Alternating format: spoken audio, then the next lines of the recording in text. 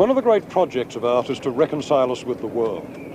Now, of course, not all art wants to do that or tries to, but from time to time, some artists do give you a glimpse of a universe which is neither hostile nor indifferent, nor indeed in much need of change. And in such a place you can move without strain, because in some way it completes your nature. Now, for Picasso and Matisse and for the Fauves, the Mediterranean was such a place. It was the sea that stood for a kind of timeless sensual satisfaction beyond history, as well as for a continuous historical tradition back to the antique past. This is what happened to it within 60 years of the paintings they made on the coast. Endless kitsch, infinitely prolonged, a terrible parody of pleasure. No wonder their work looks like a lost paradise now. Of course, the 19th century did not invent the art of pleasure, but it broadened it. There was some truth to Talleyrand's remark that those who were not alive before the Revolution, meaning the French Revolution, did not know the sweetness of life. For the rich, it was absolutely true, and in fact the pleasure principle in 18th century art belonged to one class, the aristocracy. The great image of civilized pleasure in painting was the fête champêtre, a gathering of people enjoying themselves in the open air. Culture preening itself in the presence of its opposite, nature. These picnics begin with Titian and Giorgione in the 16th century.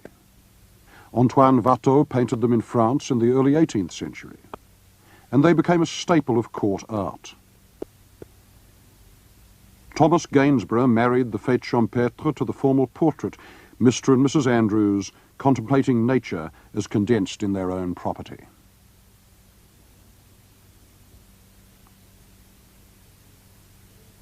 The landscape and the figures in it, their clothes, their possessions, all these things stand for the class that also owns the painting, which is normal in art. But within a few decades of the French Revolution, there was a new ruling class in France and England, the bourgeoisie. It wanted to be depicted. It wanted its pleasures described and its life documented. And this triumphant middle class included not only the conservative painters, but some of the most advanced artists of its time.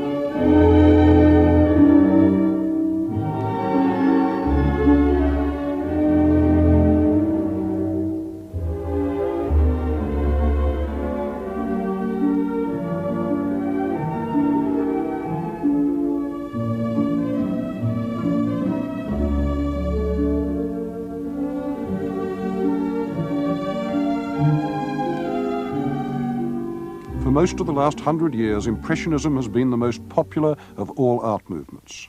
The appetite for Impressionist painting never seems to wear off, and at the same time, Impressionism seems to us to represent a lost world. A pre-modern world whose icons have very little to do with the realities of our own time and culture. And both these things are true for the same reason. Around 1870, the field of paintable pleasure dramatically widened.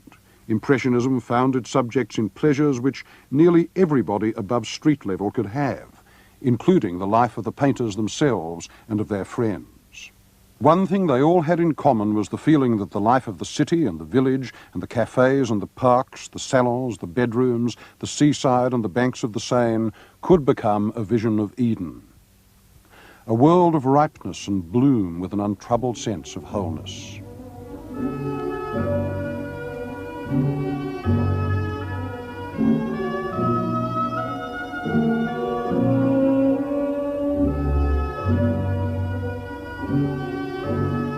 The Impressionists had their moment at the start of the longest continuous peace that Europe would ever know, 44 years from 1870 to 1914.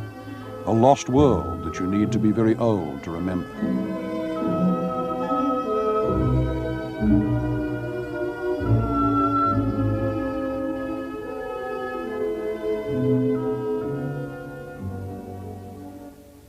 By the middle 80s, the Impressionist love of spontaneity was being challenged by younger artists. They saw it as the dictatorship of the eye over the mind.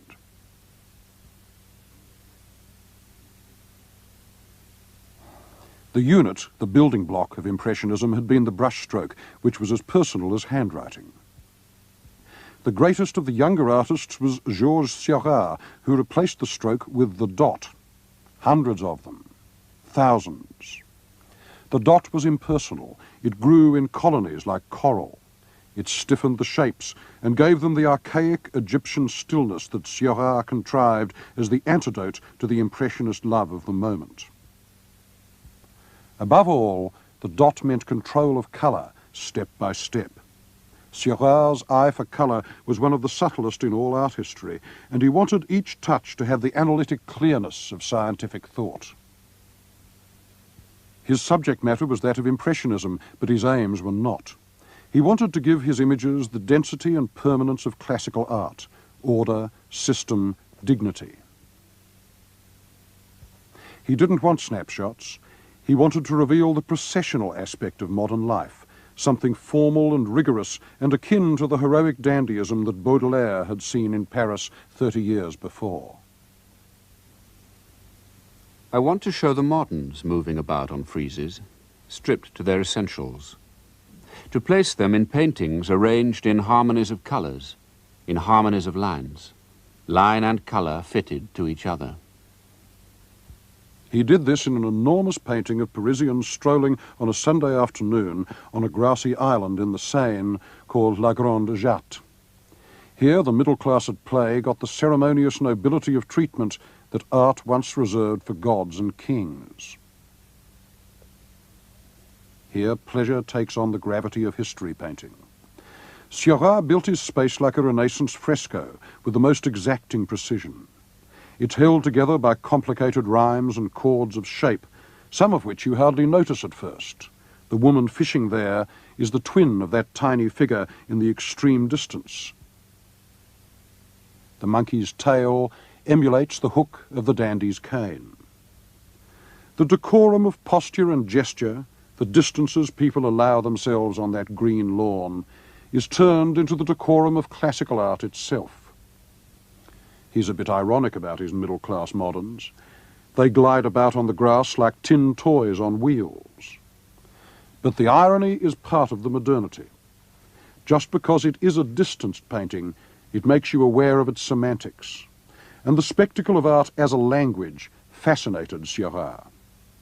He had grasped that there is something atomized, divided about modernist awareness. To build a unified meaning, the subject had to be broken down into molecules and fragments, and then reassembled under the eye of formal order. Hence the dots. You could make reality permanent by displaying it as a web of tiny stillnesses. That is what La Grande Jatte was really about. Infinite division, infinite relationships. Claude Monet had come to the same place by a different route. If Monet had died in the same year as Seurat, 1891, we'd honour him as the essential impressionist and sooner or later pass on by.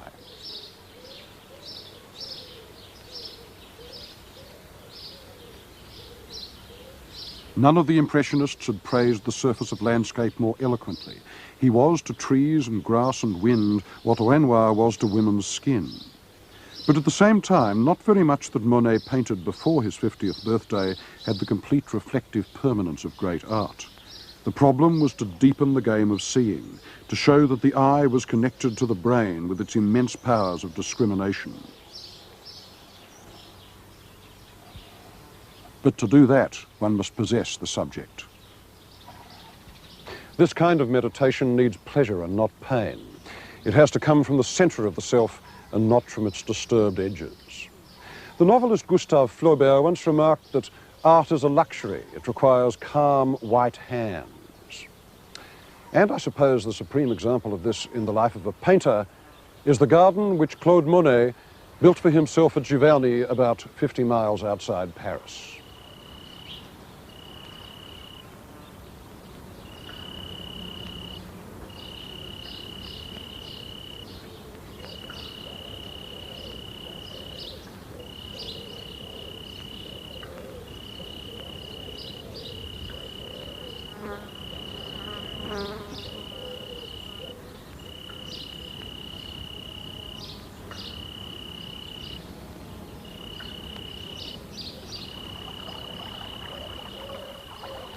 Ten years later, in 1893, Monet was past 50 when he started work on the second half, which was a water garden across the road.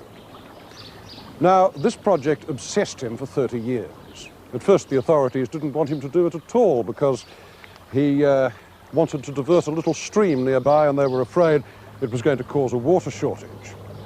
Well, it didn't, but what it did do was supply him with the motifs for his greatest paintings for the last half of his life. His water garden was a work of art, and it released a stream of others. Pottering around in it, he was in complete control. He had made the subject as well as the paintings. It was, as one art historian rather elegantly put it, his harem of nature. And so all of late Monet is right here, that endless inspection and contemplation of a drowned, reflected world, the sky and the water, the lily pads, the willows, and this Japanese bridge. The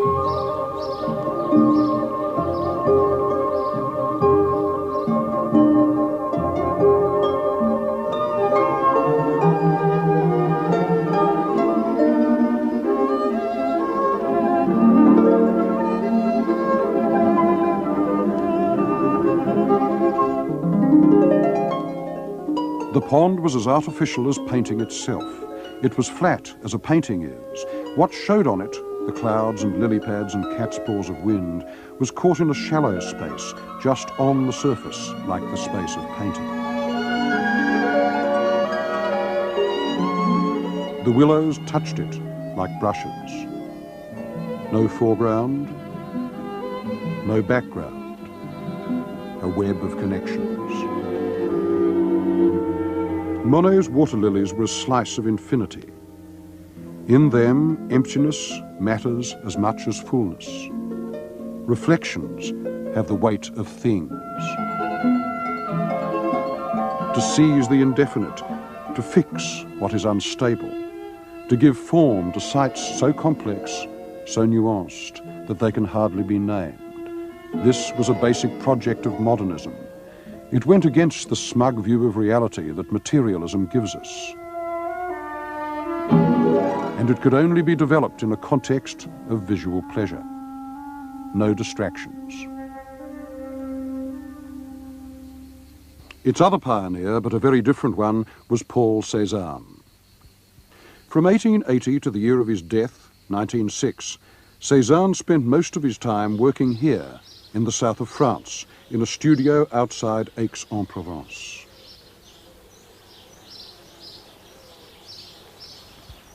This studio is one of the sacred places of the modern mind, a kind of reliquary. But the irritable diabetic ghost who haunts it still baffles us, partly because he spent those 25 years secluded in a small town, and we don't know much about what he really thought, and partly, too, because so much later painting claimed Cézanne as its ancestor. In an earlier program, I mentioned Cézanne's effect on Cubism as a painter looking for structures in a welter of uncertainties, a genius of doubt, which he was. But he never imagined Cubism, and he would have loathed the very idea of abstract painting.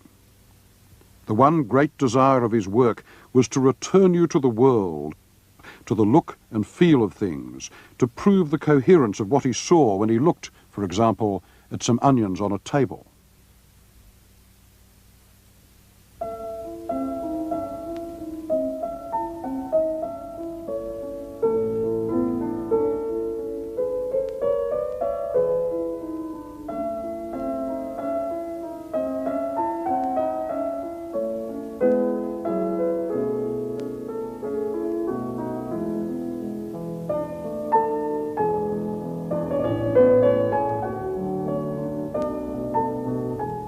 He took an enormous amount of time and trouble over his paintings, sitting after sitting. By the time A Still Life was finished, the onions were sprouting, the apples withered.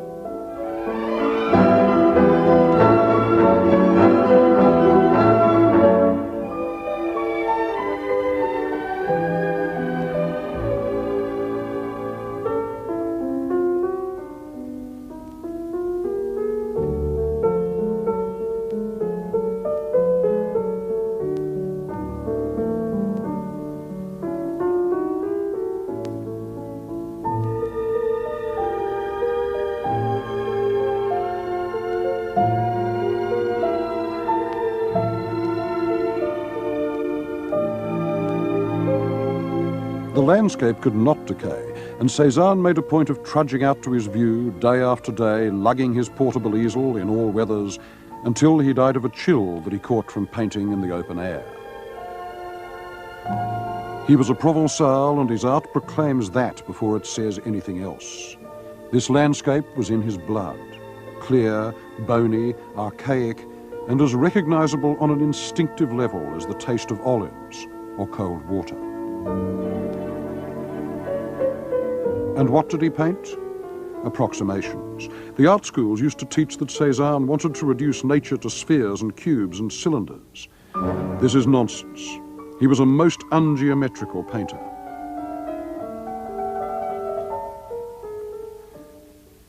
Instead of clear forms, he set down tiny adjustments. You see him engaging his subject, inch by inch, minute by minute. Cézanne had no time for smooth generalizations, and by the end of his life he wasn't interested in the Impressionist snapshot either, the one-day painting that set down one scene under one fleeting condition of light. He painted the same motifs over and over again without ever once repeating himself. The hill that became his emblem was Mont Sainte-Victoire, outside Aix. He wanted his images to be the accumulated evidence of thought, every painting a deposit, a sort of uneven crust of observations. The more he painted, the more he saw, and the more he saw, the more manifold and unattainable truth became.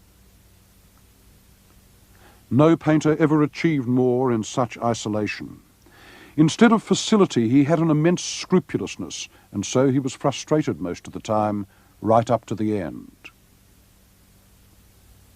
A few weeks before his death, he wrote a letter to his son in Paris. I must tell you that as a painter, I am becoming more clear-sighted before nature.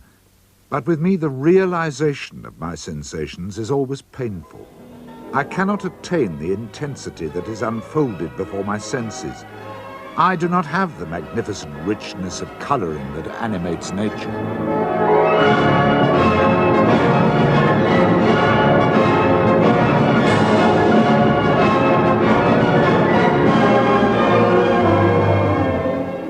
But the idea that nature is endless suggests that it is also paradise, and other painters than Cézanne believed so too.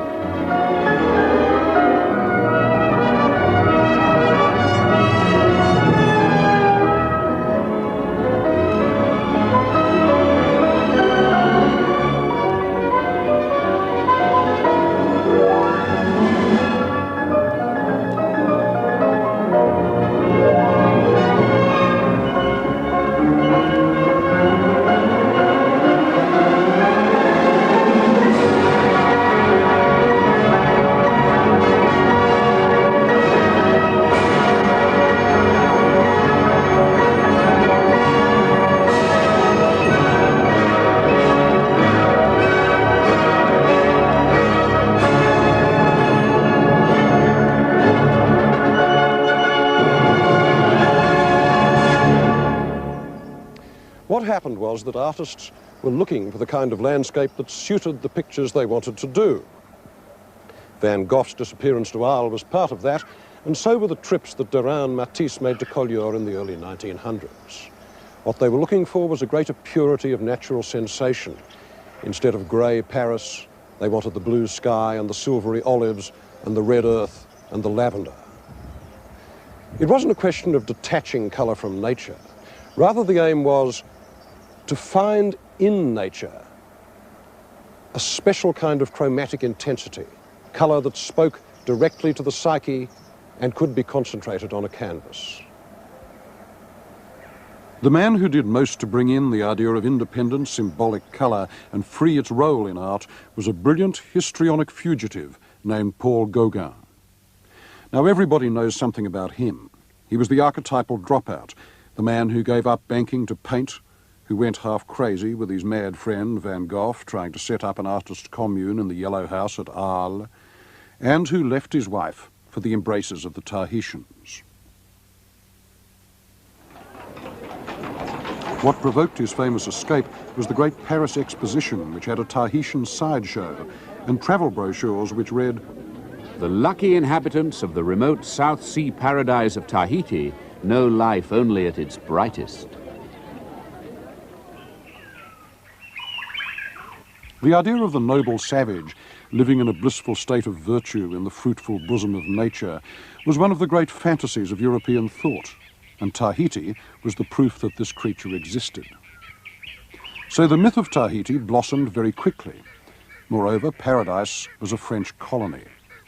So in 1891, Gauguin set off, cheered on by his friends and admirers, who nevertheless wisely stayed in Paris. Instead of paradise, he found a trading port. Instead of noble savages, prostitutes. A culture wrecked by Bibles and booze, its rituals dead, its memory lost, its population down from 40,000 in Captain Cook's time to 6,000 in Gauguin's. So the paradise Gauguin painted was deceptive, even pessimistic, a lost Eden full of cultural ghosts, and his Tahitians were like survivors of a golden age that they could not remember. Those nymphs, I want to perpetuate them, with their golden skins, their searching animal odour, their tropical savours. It was his colour that pointed to the future. The colours of Tahiti were brilliant, and Gauguin used them with a moody intensity. He believed that colour could act almost like words, that it held an exact counterpart for every emotion and every nuance of feeling. Colour became the interpreter between the mind and the world. It was a language made up of patches on a flat surface. Its job was to express rather than to describe. For younger painters, this was a tremendous liberty. But they wanted to use it inside France, and its natural theatre was the South. For colour was the sign of vitality, the emblem of well-being. What came out of this was a movement named Fauvism, which essentially meant the work of three painters in the early 1900s, André Derain, Maurice de Vlaminck, and Henri Matisse. The word fauve means wild beast. It was a tag given them in 1905 by a dubious critic who had been offended by the intensity of their paintings. And what they produced was less a movement than an episode, a meeting of instincts among painters who liked strong sensation but had no binding theory. If you can imagine an aesthetic based solely on exhilaration, this came close to it.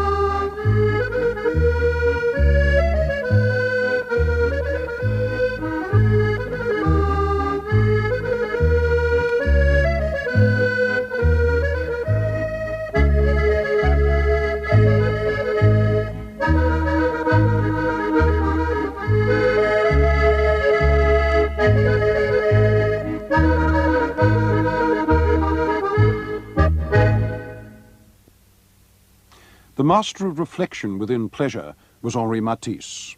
He was born in 1869 and he died in 1954, and nowhere in the span of his work do you feel a trace of the alienation and conflict to which modernism consigned us. His studio was a place of equilibrium that produced images of refuge for 60 continuous years. In 1904, Matisse got interested in Seurat's technique of pointillism, the coloured dots that were being used by his followers, among them Matisse's friend, the painter Signac. Signac had a house at Saint-Tropez, and Matisse went there in the summer of 1904. The result was one of those awkward demonstration pieces of modern art where Matisse's literary instincts merged with his fantasies about Arcadia. A picnic by the sea at Saint-Tropez with a lateen-rigged boat and a pine tree and a cluster of spotty bulbous nudes and a thoroughly Baudelairean title, Luxury, Calm and Pleasure. It was Matisse's first image of the Mediterranean as a state of mind, a clumsy painting, but a portent. In 1905, Matisse went with André Derain to paint in the little coastal village of Collioure, near the Spanish border. This was one of the crucial moments in the short history of Fauvism, because at Collioure both men painted their most radical pictures so far. This was the point at which Matisse's colour broke free.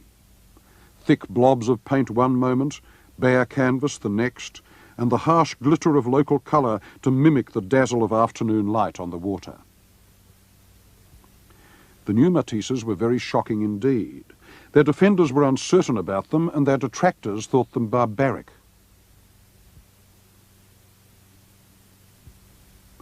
Particularly offensive was Matisse's use of this new colour system, discordant and ragged, in the familiar matrix of the salon portrait, even though the victim was his wife.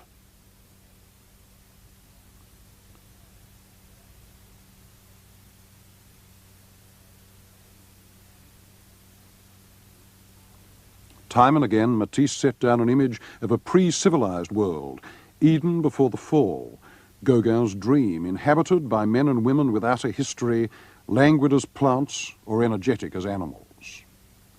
The primitive look of these two huge paintings, the dance and music, still throws you. Matisse presents his image of music at its origins, enacted by half a dozen naked cavemen, prehistorical, pre-social almost, and definitely pre-technological.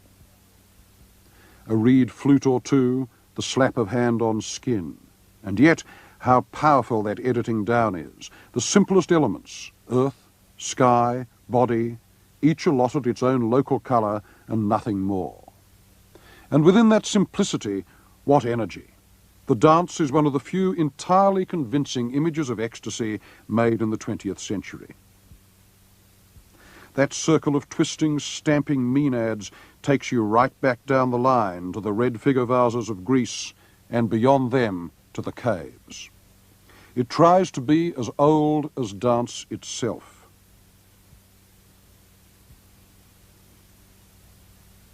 Matisse got the idea in the summer of 1905 at Collioure while watching some fishermen and peasants in a circular dance.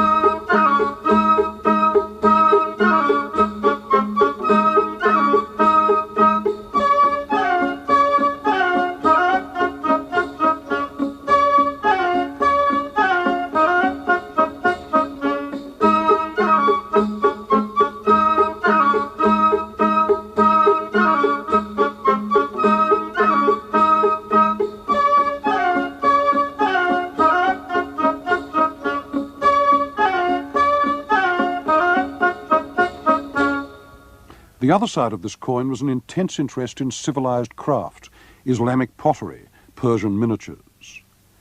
Matisse loved pattern, and through it he gives you the illusion of a completely full world where everything, background, foreground and in between, acts equally on the eye. One of the results was the Red Studio, which he painted in 1912.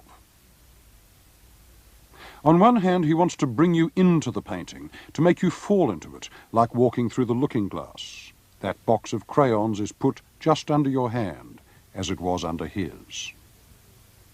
But then it isn't a real space, and because it's all soaked in red, a red beyond ordinary experience, it describes itself as a fiction, as art. Like a Persian miniature, it's all inlaid pattern. And more than that, everything in it is a work either of art or of craft.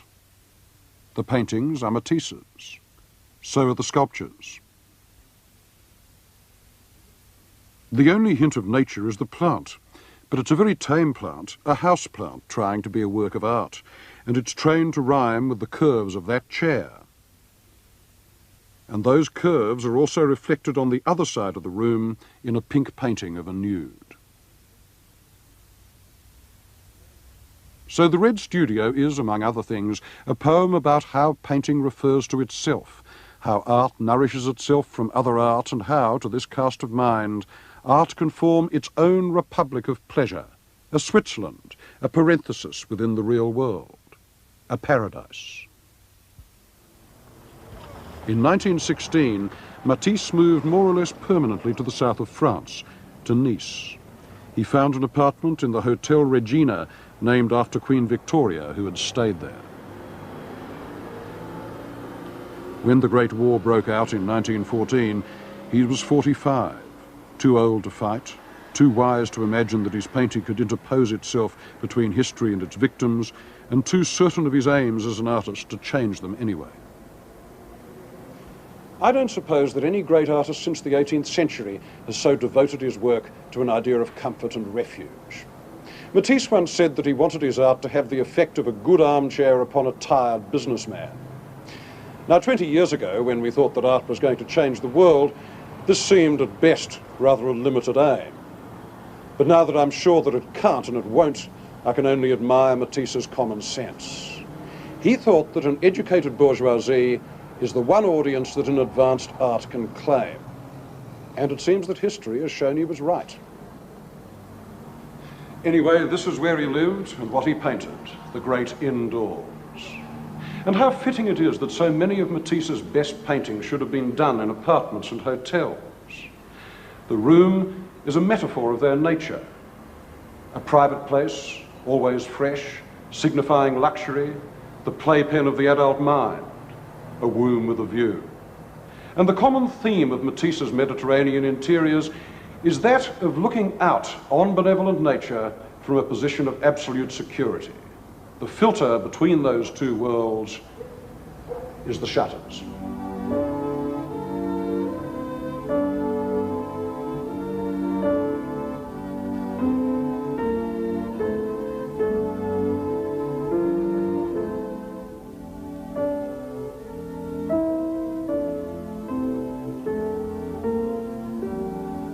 My purpose is to render my emotion. This state of soul is created by the objects which surround me and which react in me, from the horizon to myself. I express as naturally the space and the objects which are situated there as if I had only the sea and the sky in front of me. That is the simplest thing in the world.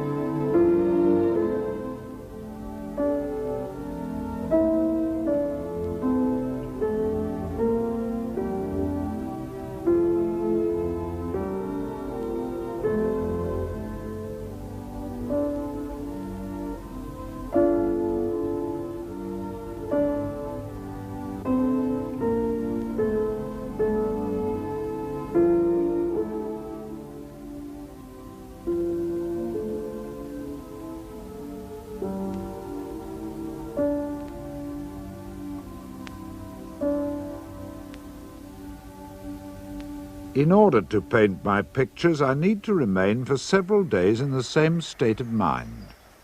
And I don't find this in any atmosphere but that of the Côte d'Azur. There were other painters who believed their emotional temperature was always right on the Mediterranean. Notably Pierre Bonnard, who after years of painting trips to the south, finally moved to this house near Cannes in 1925. Matisse would never have lived in a garden like this. In some ways, Bonnard was his opposite, the little bourgeois against the grand one, a poet of unpruned domestic intimacy rather than of the grand apartment. Matisse's compositions carried an air of formal grandeur, of declamation in the higher tradition of French art, but Bonnard's did not. In still life he took things as he found them, or at least he painted them to seem so. The arrangement of jugs and bowls and plates on that breakfast table seems fragile and chancy. They've strayed into view. And even when the still life is more arranged, like this one, he vaporizes it with colour and with loose brushwork, so that it seems soft, half-formed, ready to disappear, as moments do. Everything in Bonnard is seen with the private eye, not the public one. The food about the house, the flowers around the house, and the woman.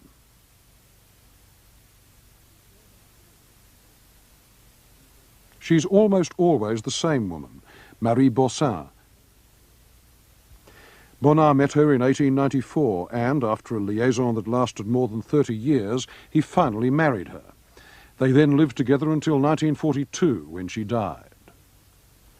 Far from being the contented painter's wife in a cottage in the south of France, she was a nagging, jealous shrew who made life impossible for him and his friends, knew nothing about painting and couldn't even cook. But he was utterly and masochistically loyal to her. Bonnard was obsessed with the facts of domesticity and the memories of sexual pleasure, the privacy and the glimpsing, the feeling that the eye is privileged, a party to all secrets.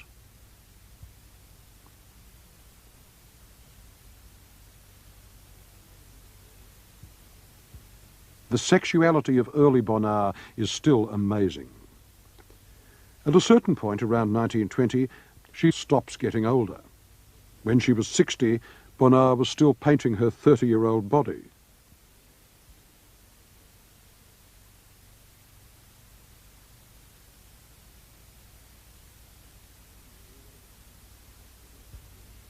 But she is always apart, self-absorbed, spied on.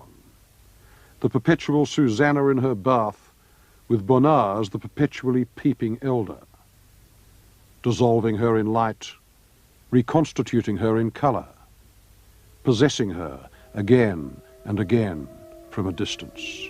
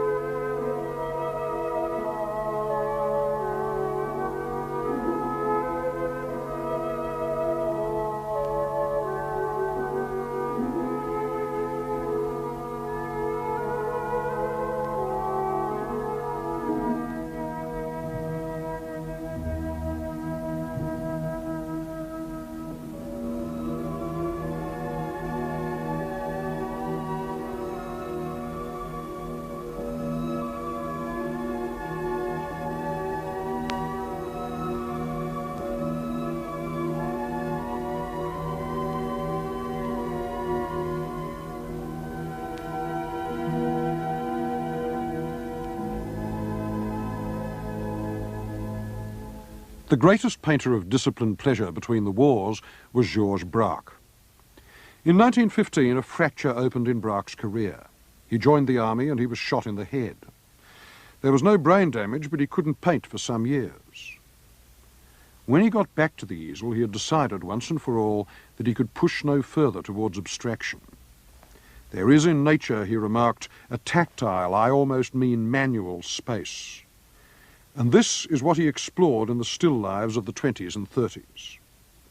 If ever a group of paintings made concrete the desire for measure, sublimation, attention and calm, it was these. The objects are ordinary. A guitar, newspapers, bottles, the routine subjects of cubism. But each is given its exact visual weight.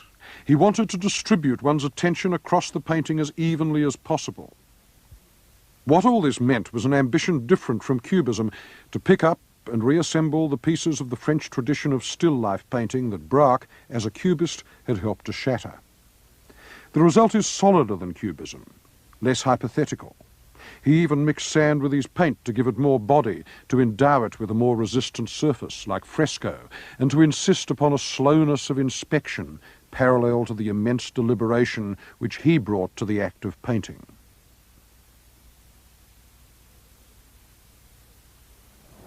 There wasn't very much in Picasso's output over the same 25 years that could really equal that kind of frozen music. But then, Picasso had no talent for serenity. His whole idea of pleasure was much more prehensile than Braque's. He wanted to seize and touch and absorb and enter the objects of the Mediterranean. He liked strong, specific sensations.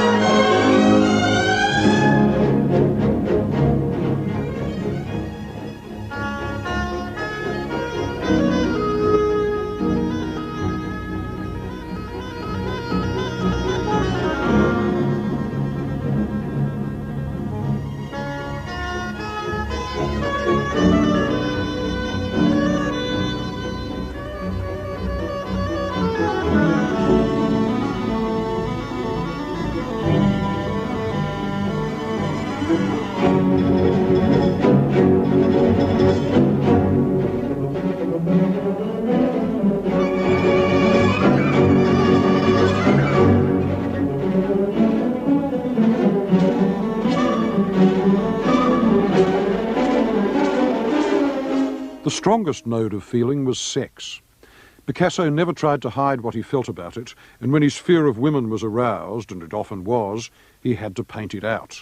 So, at one end of the scale, he produced some of the most demonic images of women ever done. This isn't distortion, it's more like dismemberment, killing the witch. But on the other hand, he painted some of the most intense images of sexual pleasure in all modern art. They were provoked by his affair with a woman named Marie-Thérèse Walter, whom he met in 1931.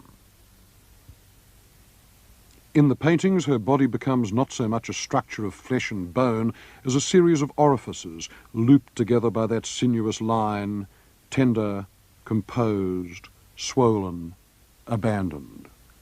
The point is not that Picasso managed to will himself into the skin of this woman. Not at all. He depicted his own state of arousal and projected it on his lover's body like an image on a screen. Her body is reformed in the shape of his desire, and it's recognizable to anyone.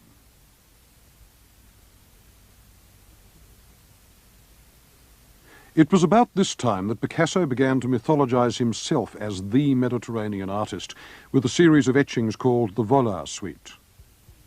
One part of this marvellous cycle is autobiographical, or at any rate, in a loose way, self-descriptive.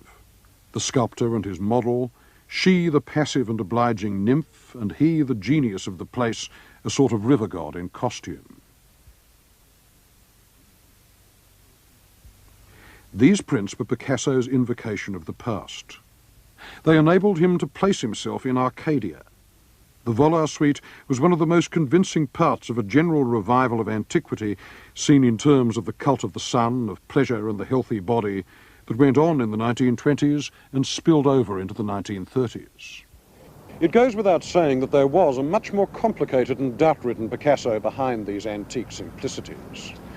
Picasso's image as the old man of the sea was to some extent a role, just as Hemingway's famous cojones were a mask worn on the groin.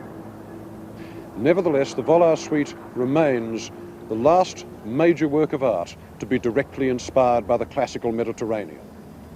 It's the end of an immense tradition that lasted for more than 2,500 years and then perished amid the historical disjuncture, the suffering, the physical ruin, and the irony of the 20th century. Within 40 years of the completion of the Volar suite, officials in Athens were debating whether to remove the caryatids from the Acropolis and replace them with fiberglass copies, and the whole Côte d'Azur was one mass of pinball machines and pizza parlours from end to end. Of course, the more the tradition receded, the more famous Picasso became. He turned into a kind of living fetish object. He was famous as no other artist ever had been. But none of his later Arcadian images were going to carry quite the same conviction as the Volar suite, because World War II had killed the classical Mediterranean just as surely as World War I killed the Belle Époque. One of the first tremors of modernism is in a poem by Mallarmé called The Afternoon of a Faun.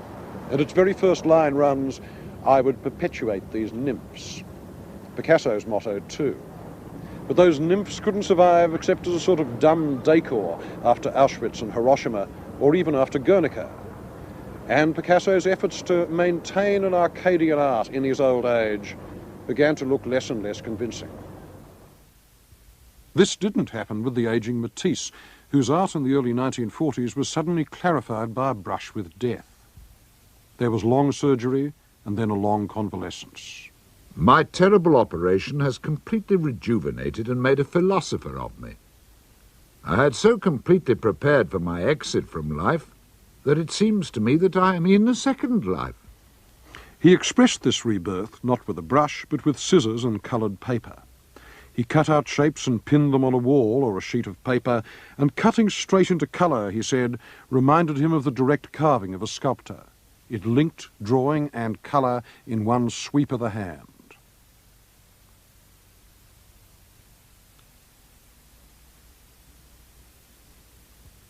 The images were like heraldic emblems of pleasure, signs for well-being. At an age when most painters are either dead or repeating themselves, Matisse had re-entered the avant-garde and redefined it. These cutouts were the most advanced painting and perhaps the most august being made in Europe. They showed the wholeness of gesture that most abstract painting wanted but didn't always reach.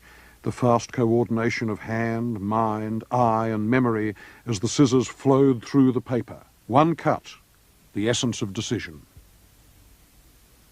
And then the pleasurable digestion, moving the shapes around, pinning them here and there until the harmony was reached.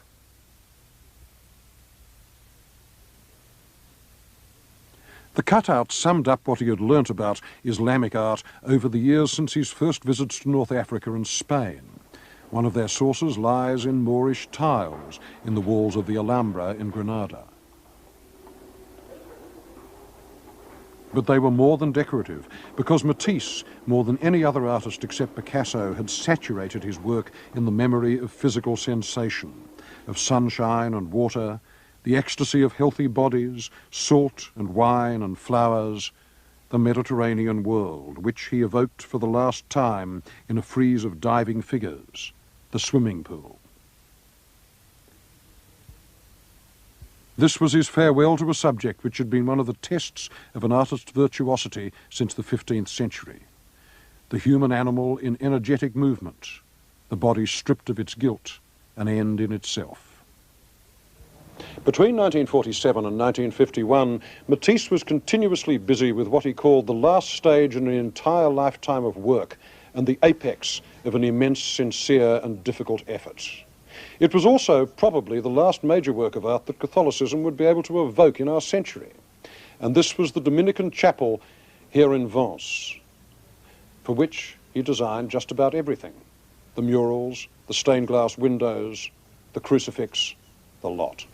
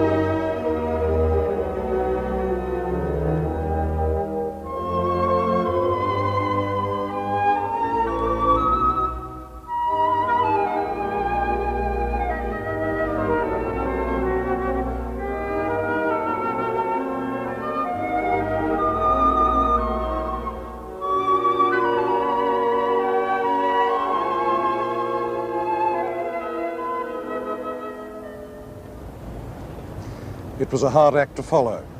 In secular terms, there was everything to be learnt from Matisse. He was the most influential painter of the third quarter of the 20th century, as Picasso had been of the second quarter and Cézanne of the first, especially in America.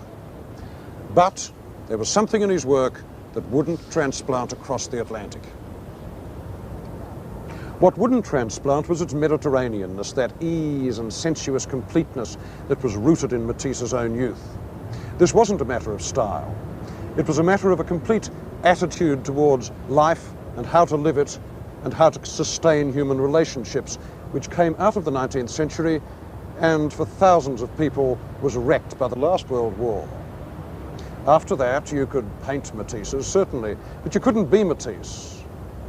That particular paradise was closed, especially if you happened to live in a highly utilitarian society fueled by pragmatism and guilt, like post-Freudian America.